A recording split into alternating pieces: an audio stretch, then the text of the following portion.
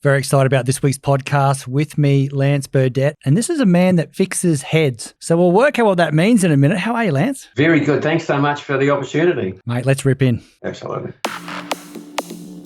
Welcome to the Body Science Podcast, bringing you everything you need, want, and should know about health, fitness, nutrition, and training. As always, the information contained in this podcast is for the information purposes only and is not designed to diagnose or be prescriptive to treat, prevent, or manage any injury, disease, or other health-related condition.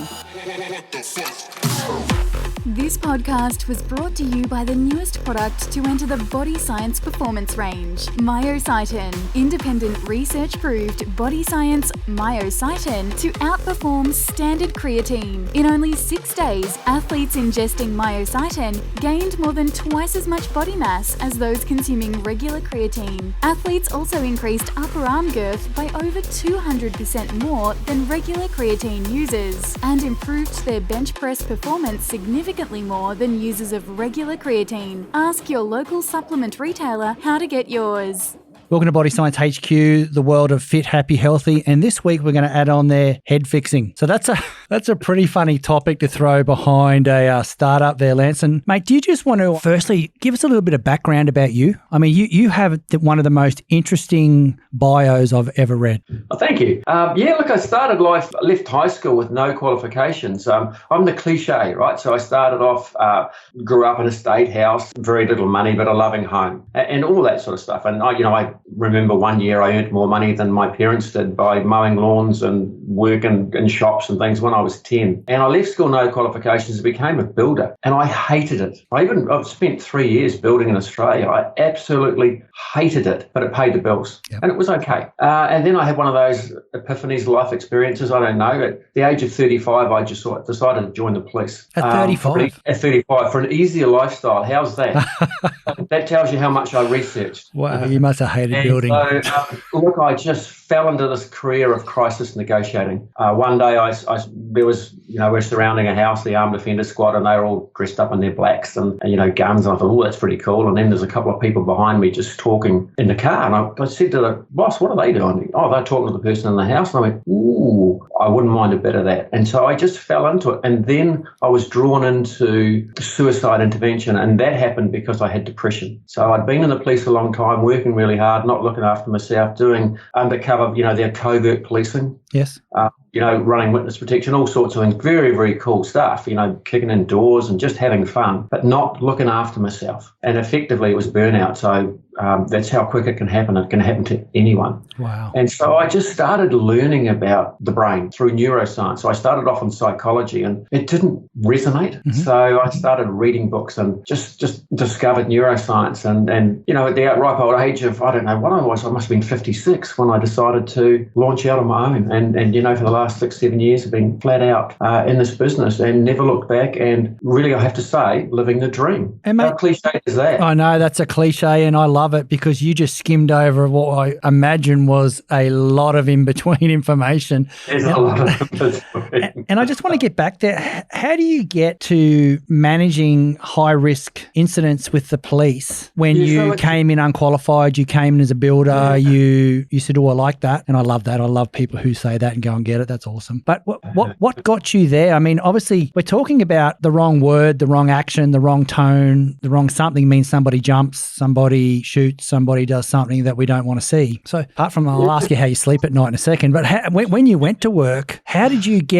grow into that role for anyone out there who is really interested in policing, for example, and some of the aspects of where they could go? Because it's not something you sit at home at the table and go, gee, I think I want to work in crisis negotiation. No, it's not. And it's not for everyone. And it's quite a rigorous selection process you have to go through. And I was lucky enough, as the lead negotiator for New Zealand Police, I was travelling to Australia quite a bit and catching up with, and they have the same selection criteria over there, and met some very cool people. And we pretty much got all the same story. We're drawn to it, right? So I don't know why I was drawn to it. I thought it was pretty cool, but I didn't realise suicide intervention was part of it. All I thought it was sitting in a car, talking to some person in a house, drunk, stoned, got a gun. I thought, come out or we set the dogs on you, right? So that's the sort of mindset that you go in with. And then I got invited to a training day. I expressed an interest. I just said said to the person who was in charge, look, I kind of like what you do. Can I come and have a look? We go and do a training day, and I just thought, wow, here's a model that works for connecting with people.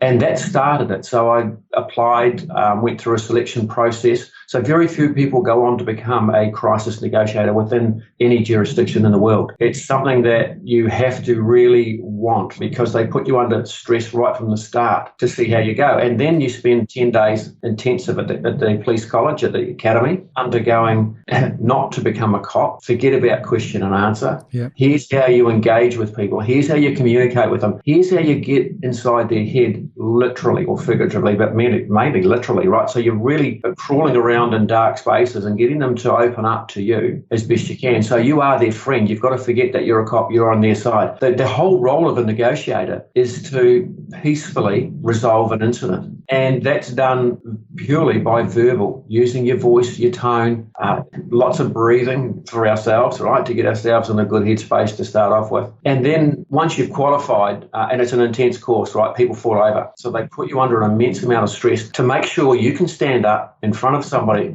on a bridge in the middle of the night and get them off that bridge.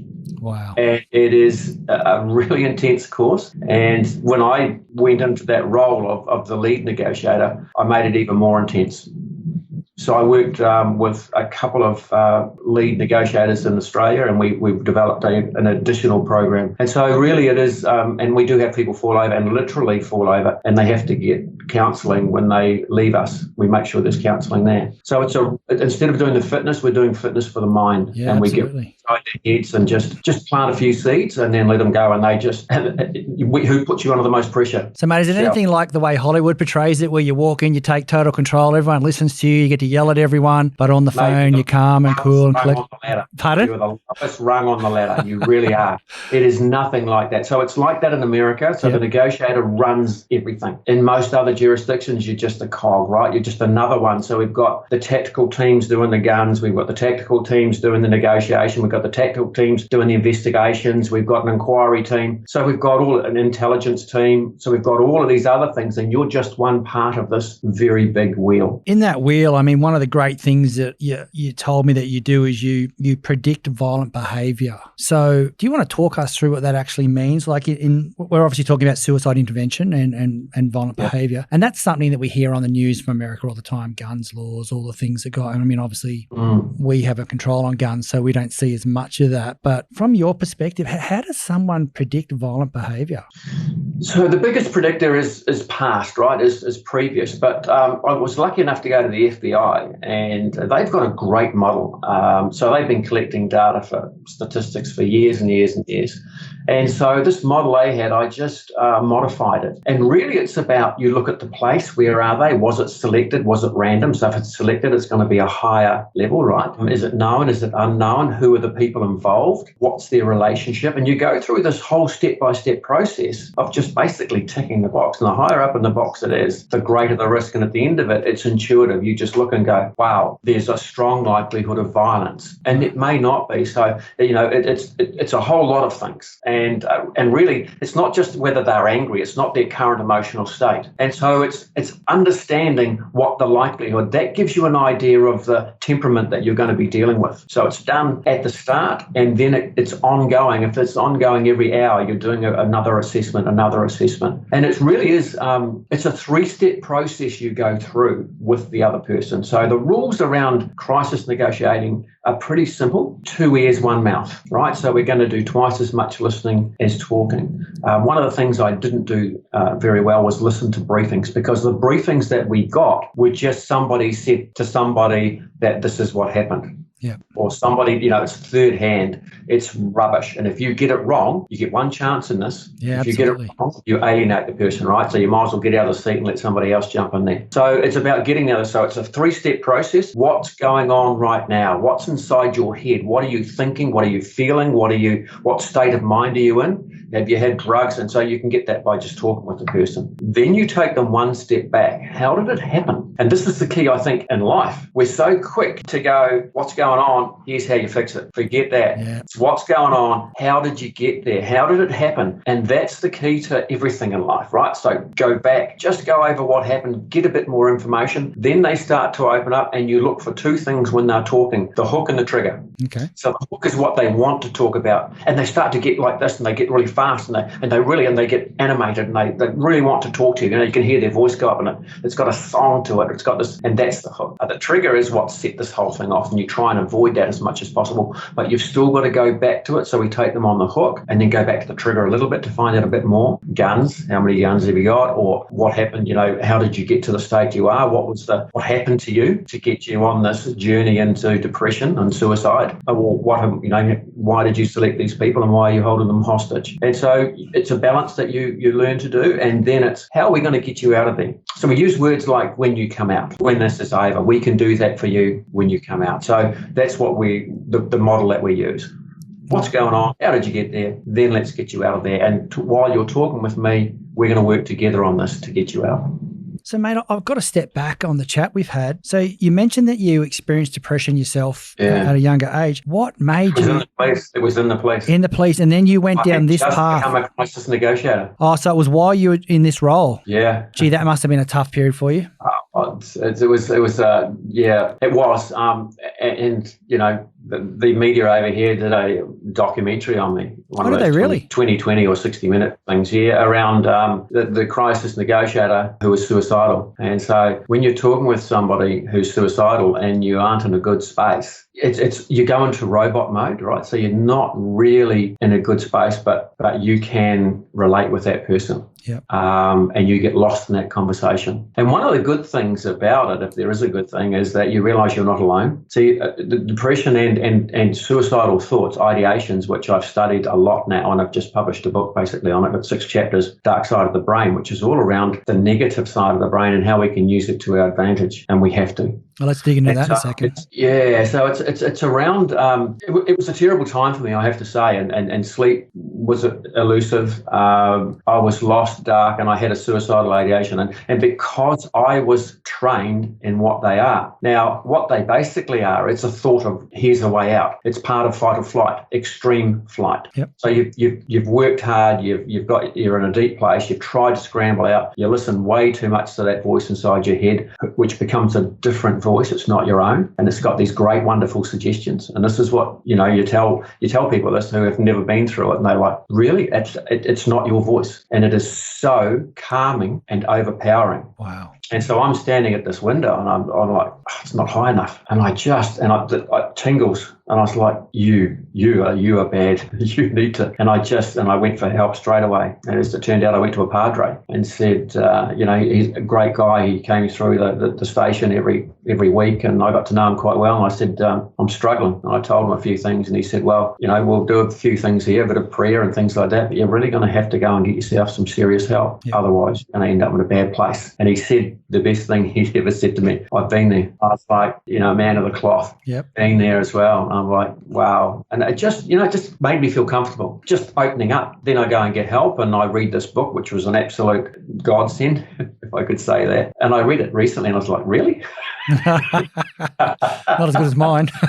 But it resonated, right? So you've got to find what resonates for you, and you really do have to go and get help. You can't help yourself, and this is the key. But we try to, and we try to, and we try to, and that's the road that you go down. You've got to get this stuff out of your head as quickly as possible. It's really interesting you say how you had that depression, and the person you went to had been through it as well. But just stepping back to your job role as a negotiator, how busy were you? Were you busy every night? Were you busy every day? Were you working once every fortnight? How serious is it in Australia and New Zealand? Yeah, great question, I guess. And we're very similar to, and I mean that in a genuine way, great question, because people think, oh, you're not used that much. Well, it's 5, 7 and 9 times a month. So it's once or twice a week. Yeah, wow. So you're getting call outs, but it's in the early hours of the morning, right? Yeah. Now, in New Zealand, you didn't get paid for it, and you still don't get paid for it. Whereas, the Australian jurisdictions have got it right. You get paid, and rightfully so, because you're waking up at 3 a.m, you're racing with red and blue lights, or you're racing in your private car to get to where you need to go first, and then you've got to pick up a car and head off, and your adrenaline's going, and you've got to race there, and you get this briefing, and all of a sudden you just got to go, let's do this. And it's a hell of a journey. And then you're expected to go home and go to sleep after the 3 or 4 hour negotiating. It's like, really? It's sleep how? But you do get used to it. So in New South Wales, Queensland, very similar, right? So you're not just doing the 3 things that I said, not the hostage and the barricaded criminal. You're also talking with high-risk search warrants. Okay. So negotiators go along with that. And so they make a call into the house and say, hey, look, there's a whole lot of people outside the house and they're going to come in. So this is some rules we want you to do. And they say, you come in here, I'm going to kill you, off you go. So they go with, and so you're getting called out more and more and more. Now, just recently, there's been a spike in violence around the world. Yeah. And there's been a rise of anger. And it's simply because of the arrival of COVID, and our brains, our subconscious is going absolutely flat out at the moment. And so because of that, we're not sleeping. The chatter in our head won't shut up. We're going to bed too early and a whole lot of other things. And because of that, we're afraid, right? So we've become a little bit fragile as a species, I guess. And we're a species who look forward to the future, but only based on our past. Yeah. That's our only reference, right? And so we're making this stuff up as we go along. And so really, you've got to get yourself some help. You cannot do this alone. There's 3 ways to get things out of your head or to do something about what's in your head. And you learn this as you do the Crisis Negotiator. And the biggest one is talk. Talk therapy has been around since humankind. It has been around that long. We talked with each other. We no longer do that. We have devices that we do this on. We don't connect with people now, and that's what's missing in the world. So 3 things are happening at the moment, and which is spiking the suicide rate as well. I know in both our countries, there's been a slight rise, a slight increase, and I'm a bit concerned about it. And it's simply that, we have to go. So you can talk with people. The second thing you can do is read about it, but you're still restricted to your own self. Yes. Right? So that's self-talk, but yourself talking to yourself about yourself. So we think that we're fixing things inside our head, but the only reference model that you've got, the only reference material you've got is yourself, what you've done in your life. And if you haven't got any reference that I've been through depression before, it'll make it up. So reading about it is another thing you can do, or writing it down. Now, I suggest to people, so that's how you get it out. You start to do something about it. But the biggest one, the easiest one, is talking with others. The thing about depression, and particularly when it comes to suicide, is you think you're alone, and we become isolated. This thing inside our head says, go away. I got you. This is Sue. Apart from every now and then it calls you a failure, It says, go away, hide in the dark, sleep, I got you back. And you can't sleep. So what do? Hit the bottle. Yeah. Right? Yep. And if that doesn't work, you then add a few pills, and you just keep doing it, and you keep doing it, and you get through, and you get through, and you just can't do it alone. You can't do it alone. And so talking is the best thing you can do, and do it sooner rather than later. And so, being in that dark spot, you learn about yourself, though. I'll tell you something, and I hope this resonates with you. We are better and stronger than we think we are. That's awesome. We've been given tools to get us through life. Who do you talk the most in your day? Yourself. We all have an inner critic, beats you up when you get something wrong. Yep. We have this imposter, your podcast going extremely well. You're qualified to do that. You'll have that little thought every now and then, or what's going to go wrong, right? So you have these little self-doubts going on. Absolutely. So we have a younger self that keeps us motivated inside of us, about half our age. And so we have these commonalities. I'd ask somebody in the audience, what was the name of the first school you went to? And they'll tell us, and I'll say who was thinking of the name of their first school. I'm probably like the listeners here thinking of the name of their first school. It's just the way the brain works. And when you understand that, you've got a better availability to help yourself. And the only way I learned that was reading, talking, and now telling. And so that's if I can just leave people with one message here, it is you must reach out. Don't listen to that the risk management tools. They're one thing, right? So we all worry, don't we? We do. Right? So we've got all of these things. They're just one single thing, Greg, is all they are is a thought. All they are is a thought. A thought is nothing more than a neural connection to take you to a direction, to where it thinks the answer lies. It's not there because you're going within your own experiences, your own timeline.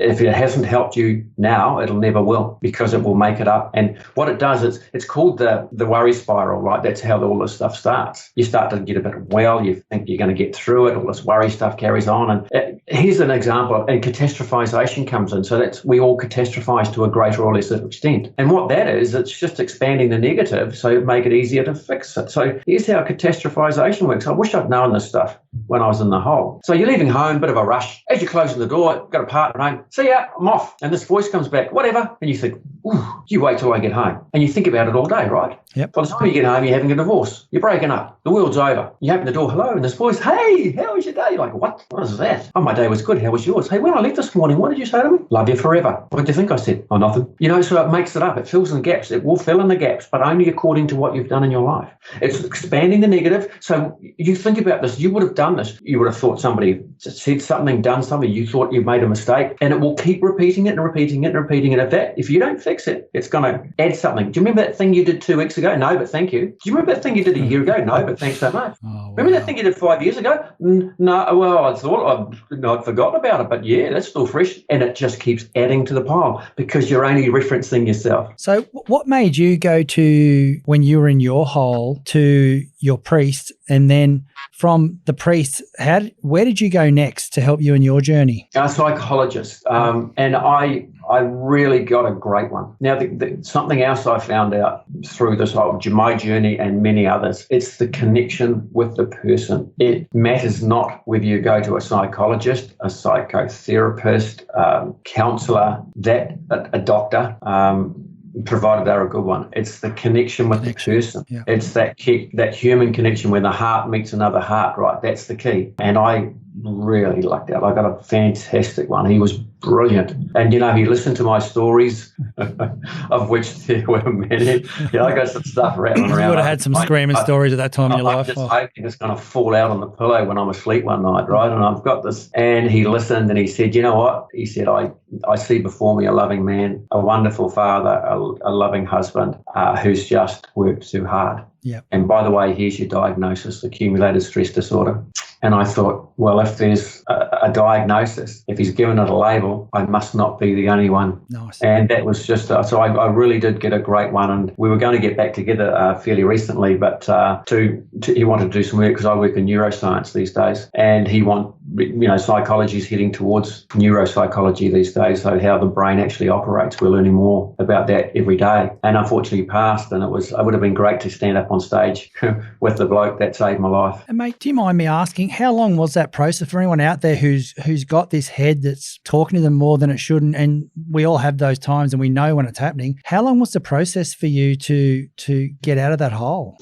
And I hate calling it a hole. That's a bad word, but that's... No, it's not. It's just a dark place, right? Yeah. It's just a dark place. It's been called the black hole, the black dog. Black dog, yeah. What's the black dog? I mean, what's that? Is it bark at you or is it bite you? I don't know. It's not. It's just a dark place. Yep. Right. And the reason is it becomes so dark is because you've run out of material. Yeah, okay. Because you've gone through your whole timeline and it hasn't worked. And it's just dark thoughts the whole time. That's why it's a dark place. Yeah. It's just everything negative. So we all have experiences in our life, and it is said that around 80%, depending on the person, of those memories are of negative things to keep us safe, because don't go here, here's the danger. It's called a negativity bias. Yeah. And so we've got this thing going on, and you end up referencing every little piece as the brain tries to figure out, how can I help? We have a natural survival mechanism, right? So we're not born with fear. We have some, but instinctive. But you put a child next to a swimming pool, it'll go in the water. You put it next to a fire, it'll touch the heat, right? So we've got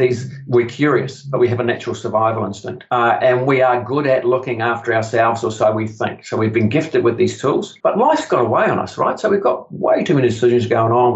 We're not connecting like we once did. This brain of ours is so slow to adapt. But the good news is, we've been around pretty much as long as cockroaches and rats. So that's the category that we're in, right? So that'll give you something to look forward to. We're the same cockroaches and rats, are we? Yeah, well, we've survived most things, haven't we? We have, true. And we survived it by looking after each other. We've survived it by looking after each other, not by ourselves. We didn't get through this alone. We had people around us. I'll ask you 3 questions and see if I can guess your answers. This will be how it goes. So I want you to think about one thing you're grateful for in your work life, except other than the fact you've got a job, because that's our default. One thing you're grateful for in your personal life, and one thing you're grateful for about yourself. Now, chances are you would be thinking about, for your work, your colleagues. Yeah, I said people. Yep. So people. Yep. The others are the people you help, yep. right? For your personal life, family or friends? That's exactly right, family, yep. Right? And for yourself, you would have gone, oh, good question. I'm kind. I wrote happy. But that'll do, one word. You know what? Bring on the winner.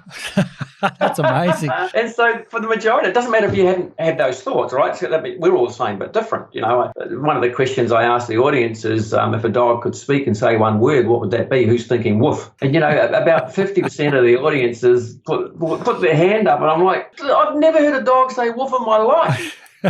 Right, so the first thing we've learned in our life, that's it. It's tagged with an emotion and it's hard to dissuade you. I still think woof, right? And I do this because it was the first thing we learned, and it was learned within the early stages of our life. So the early stages of our life sets us up for the road. And the reason why I say that is it's not our fault. So we start blaming ourselves when things don't go right. It's got nothing to do with us. It's got to do with our forebears and the environment in which we grew up in. So if that within our early days, first 1,000 days is really important to us, if something happens, we're not more resilient. Yep. We're actually a risk, right? So we have a risk of falling down a hole. Hey, if I could just flick this back, we've been talking about you and your journey and where you were in that dark place. Say somebody around you, and this is like, we've got one of the best crisis negotiators ask this question. One of the crew at work, he came to me and said, one of his mates is really dark. You know, he hasn't been going to the gym. He hasn't been turning up to things. He hasn't been doing it. I could just tell that he was taking a tough love approach. And I just sort of said, oh, mate, look, you got to make sure you ask, do they have a plan? Are they, you know,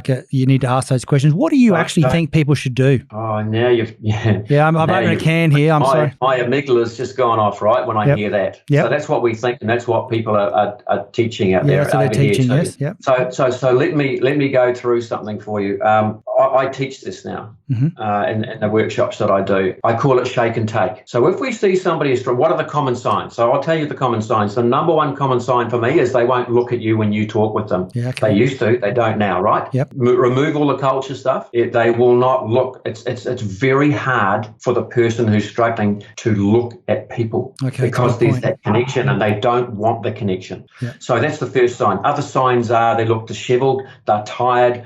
For the first part, I call it the washing machine, the movie, and the drowning. So the washing machine, they can't sit still. They are absolutely on the go, nailing everything, right? Give the busy person something, so we throw them work, and they sit down and they're rattling around and they're playing with things and on their phone and they're scrolling really fast, and everything is they're just trying to run away from their thoughts. And so they stay up late because the thoughts are coming, dark thoughts come in the dark, you know, these dark thoughts in the dark. Why? Because there's no stimulation around. So we stimulate ourselves with TV, internet, gaming, whatever it might be. Sleep is not important, it's critical. And so we're not sleeping. And so we've got all these things going on inside our head, and we're trying to, and eventually the brain goes, here, have some chemicals, and you go into what's called this, I call it the movie stage. Everything becomes surreal. You slow down, and so the person will slow down.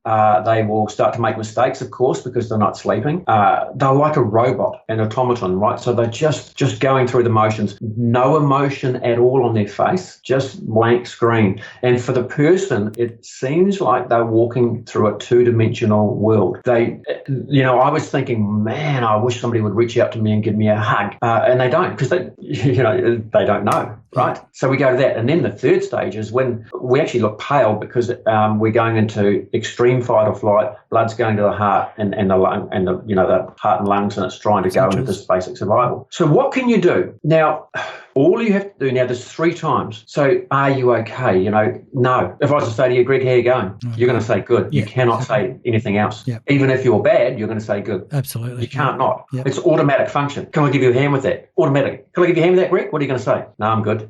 Right? So we have these automatic settings. And so it's 3 times. So all you have to do, if you have somebody who's just not looking well, disheveled, you'll see them slow down, and they'll be looking at their phone or reading a book or a magazine, and the page won't turn. Everything just goes slow. That's the stage. Actually, the busy stage is the way to get them. So what you're going to do is you're going to walk up them and go, ask a question. Now, the question that I like to ask is, what's going on? That's it. If it was a barricaded criminal, hostage taker, somebody on a bridge, what's going on? Because if it's a hostage taker, they're going to go, why? Well, you got some people in there and you're not letting them out. Yeah. A barricaded criminal, well, you're in a house, you're drunk, you got a gun, and you're not coming out. Yeah. Somebody standing on a bridge, mate, it's 4 a.m. You're on the wrong side of the handrail, look where you are. Because they don't know they're there. Suicidal people actually don't know that where they are. Wow. It's kind of weird. They just really don't. This thing takes over, the brain takes over and goes, here you go. And it's just, as I say, I've been researching this for a long time and been involved in it for 25 years. And so this is the stages that we go through. So you've got to connect with the person. So what's going on? They will come back and say, what do you mean? Well, you're not your usual self is the reply. You've this, and this. I can smell alcohol on your breath all day. Mate, I don't even know if you had a shower. You've had that same shirt on for 4 days. Yeah. You're just not looking well. I'm concerned, mate. I really am concerned. What's going on? There's 2 of them. Usually they break them, but most people will come back.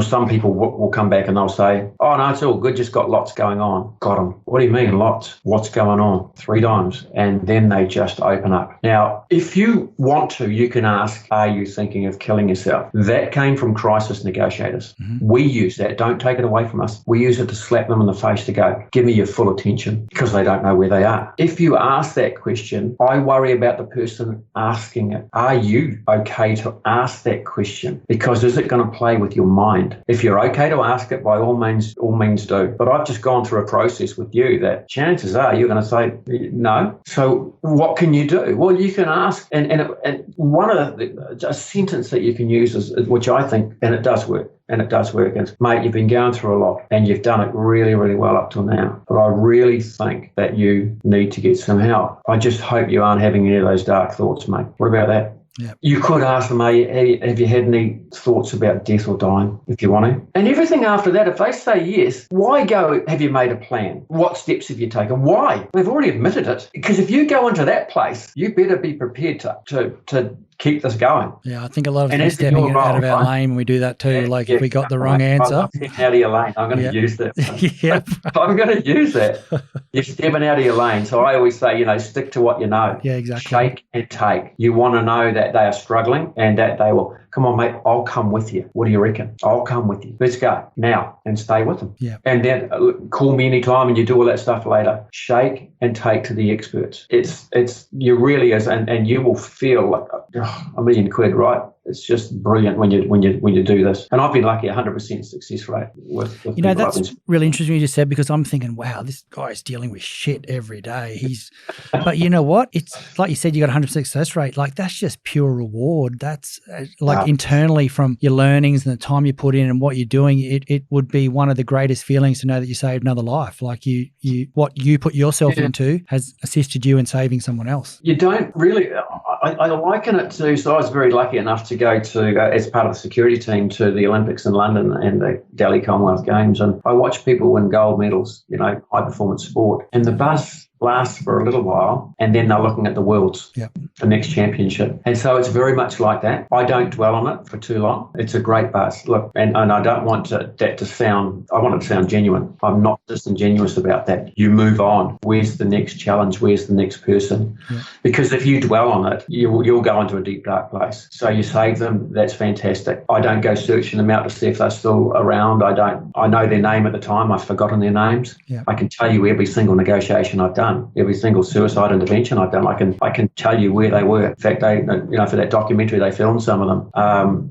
And I can tell you the words that were used. I can tell you all of that. So I don't need to remind myself. It just is there and it sits there all the time, because you are in an extreme emotional state yourself and you're focused on the process. That's what keeps you safe. Yep. You're focused on the process. You're focusing on the words you use. You're focusing on the connection. And how am I going to get this person off? What's the end goal? And that's what keeps you safe. You've just launched a new book? Yeah, I have. Yeah. So it's quickly become a bestseller. So I'm very lucky. 2 books, two hits. 2 bestsellers? Yeah, nice work. Bestsellers, yeah. I'm very lucky, and it sold out a couple of times. So we do have plenty of copies.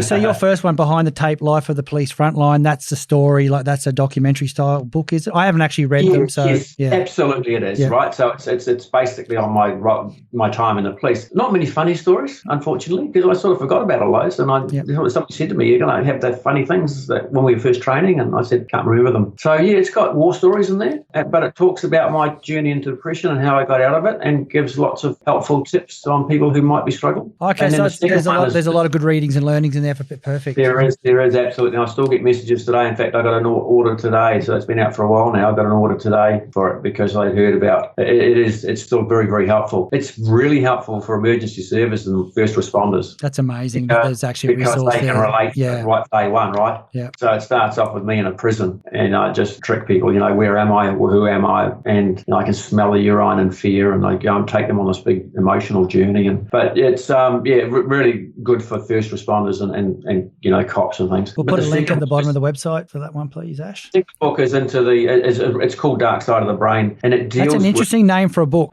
We have got a dark side. So everything we've talked about, when people read the book and they go, I had a psychologist, a really preeminent psychologist in New Zealand, read it, and she sent me this beautiful message and said, so I talk, dear younger self, and I talk about when my voice first, I was aware of my voice, when I first became aware, and how it was helpful. And then when I went through my teenage years, it became a bit of an enemy, and then went into my dark times, it just became this new person who I listened to. And so I take them on this journey, and the number of people, the psychologist said, wow, you took me back to my childhood, and I remembered aunties, friends, people, things that had hurt me and things that had helped me. Thank you for writing the book. So it's got a whole lot of emotional connections all the way through it. I mean, the reason it was going to be a funny book, right? So it was going to be filled with humour, but we lost our niece over 18 months ago to suicide, and she was our goddaughter. And we lost her to suicide, and I thought, no, I need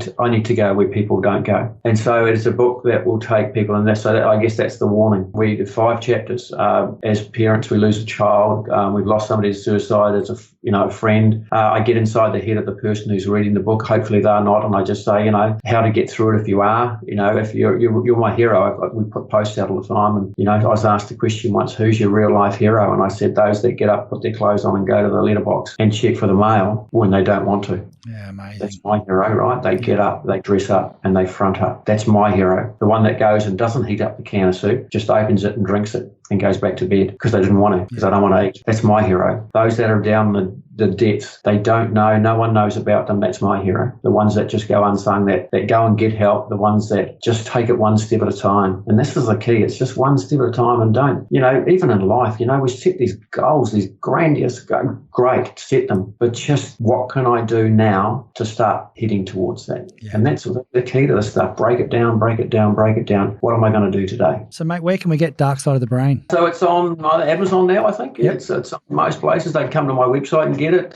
What's your website? So it's WARN International, WARNinternational.com. And so the WARN stands for Wellness, Awareness, Resilience and Negotiation. Nice. But it also stands for WARN. Yeah, I like it. And we've got a YouTube channel. We've got there's sleep tips document. There's lots of free videos. So during our lockdown over here, I was doing once a week on Facebook, and they're up on there. Just some things. I go into a much deeper place. Journaling, we talk about that. We talk about the reasons why you should look back and what you do when you can, and how to balance your life. There's a heap of stuff there. And what's your Facebook if anyone's looking to jump? So it's WARN. It's all WARN International. Okay, beautiful. On the Twitter, it's WARN International. It doesn't do the AL for some. Right, you're limited. So you'll find us there every time. Wonderful. And that's where I suggest you go. I do have a personal Facebook page, but really I don't use it like everybody else uses it, right? You're not going to see what I had for breakfast. What a shame. What did you have? Toast. It's always toast, mate. Nice. Always toast. Nice. That's how boring the I am, official right? food of negotiators. I suppose if you're getting phone calls at 1, 2 and 3 in the morning, you're cooking toast, aren't you? Oatmeal toast. Yeah, oatmeal. Lance, it was lovely chatting with you today. Thank you so much. There's some great advice there for people out there that have got friends or themselves are suffering in some part. And I just want to say thank you for jumping on the show today. And like Lance said, jump on his YouTube channel. Subscribe to ours, Body Science. Let's look after each other. Everybody puts their time in on these podcasts to help others. And mate, once again, I appreciate you coming on board. And for everyone out there that listens, Lance isn't someone who's been a part of the Body Science brand for the last 22 years. We've come across each other in some platforms that we both deal in. And it's really great to have people like you come on board and just give your advice to the Body Science family, mate. Really appreciate it. Oh, look, Greg, I appreciate the opportunity and I'd love to do it again. Anytime, mate. We can go deep into neuroscience. I can take you on. Let's do some athlete stuff next time. We'll talk about that. On a real journey, mate. I like it. Have a rattle around, eh? I look forward to that one. I might even do a little bit. I might have to read a book or two before we do that one, so I'm on the same tone as you. But mate, once again, thanks for coming on and giving your time up for everyone. We really do appreciate it. Brilliant, mate. My pleasure. You're a legend.